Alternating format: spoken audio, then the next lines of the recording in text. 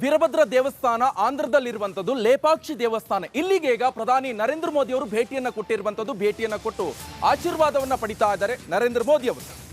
ವೀರಭದ್ರನಿಗೆ ಪ್ರಧಾನಿ ಮೋದಿ ನಮೋ. ಇದು ಆಂಧ್ರದ ಲೇಪಾಕ್ಷಿ ದೇಗುಲಕ್ಕೆ ನರೇಂದ್ರ ಮೋದಿ ಭೇಟಿಯನ್ನ ಕೊಟ್ಟಿದ್ದಾರೆ. ವೀರಭದ್ರ ದೇವರ ದರ್ಶನವನ್ನ ಪಡೆದಿದ್ದಾರೆ ನರೇಂದ್ರ ಮೋದಿ ಅವರು.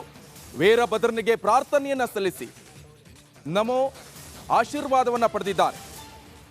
ಜನವರಿ 22ಕ್ಕೆ ರಾಮಲಲ್ಲಾ ಪ್ರತಿಷ್ಠಾಪನೆ ಆಗ್ತಾ ಇರುವಂಥದ್ದು. ಈ ಹಿನ್ನೆಲೆ ಉಪವಾಸದಲ್ಲಿರುವಂಥದ್ದು, ವ್ರತವನ್ನ ಮಾಡ್ತಾ ಇದ್ದಾರೆ ಪ್ರಧಾನಿ ನರೇಂದ್ರ ಮೋದಿ.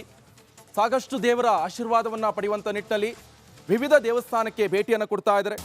ಈಗ ಆಂಧ್ರದಲ್ಲಿರುವಂತಹ ವೀರಭದ್ರ ದೇವಸ್ಥಾನ ಇದು ಬಹಳ ಫೇಮಸ್. ಇದು ಆಂಧ್ರದ ಲೇಪಾಕ್ಷಿ ದೇಗುಲಕ್ಕೆ ನರೇಂದ್ರ ಮೋದಿ ಅವರು ಭೇಟಿ ಕೊಟ್ಟು ಆಶೀರ್ವಾದವನ್ನ ಪಡೆದಿರುವಂಥ ಕ್ಷಣ ಇದು ನೀವು ನೋಡ್ತಾ ಇರ್ಬೋದು.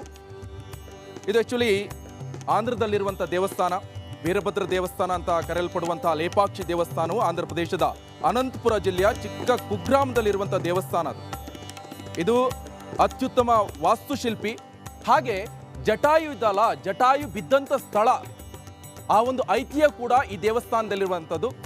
ಈ ಹಿನ್ನೆಲೆಯಲ್ಲಿ ರಾಮಾಯಣದಲ್ಲಿ ಬರುವಂಥ ಪ್ರಮುಖ ಪಾತ್ರ ಇರ್ಬೋದು, ಎಲ್ಲ ದೇವಸ್ಥಾನಗಳಿರ್ಬೋದು, ಅಲ್ಲೆಲ್ಲ ಕೂಡ ಈಗ ನರೇಂದ್ರ ಮೋದಿ ಅವರು ಭೇಟಿಯನ್ನ ಕೊಡ್ತಾ ಇರುವಂಥದ್ದು. ಮೊನ್ನೆ ನಾಸಿಕ್ಕಿಗೆ ಹೋಗಿ ವ್ರತವನ್ನ ಅಲ್ಲಿಂದನೇ ಶುರು ಮಾಡಿದ್ರು. ನಾಸಿಕ್ನಿಂದ ವ್ರತವನ್ನ ಆಚರಿಸ್ತಾ ಇರುವಂಥದ್ದು ಅಲ್ಲಿಂದನೇ ಸ್ಟಾರ್ಟ್ ಮಾಡಿದ್ರು. ಯಾಕಂತ ಹೇಳಿದ್ರೆ ಅಲ್ಲಿ ರಾಮ ಲಕ್ಷ್ಮಣ ಸೀತೆ ಎಲ್ಲ ಕೆಲ ಕಾಲ ಅಲ್ಲೇ ಕಳೆದಿರುವಂಥದ್ದು, ಅಲ್ಲಿಂದನೇ ಶುರುವಾಗಿರುವಂಥದ್ದು ರಾಮಾಯಣ.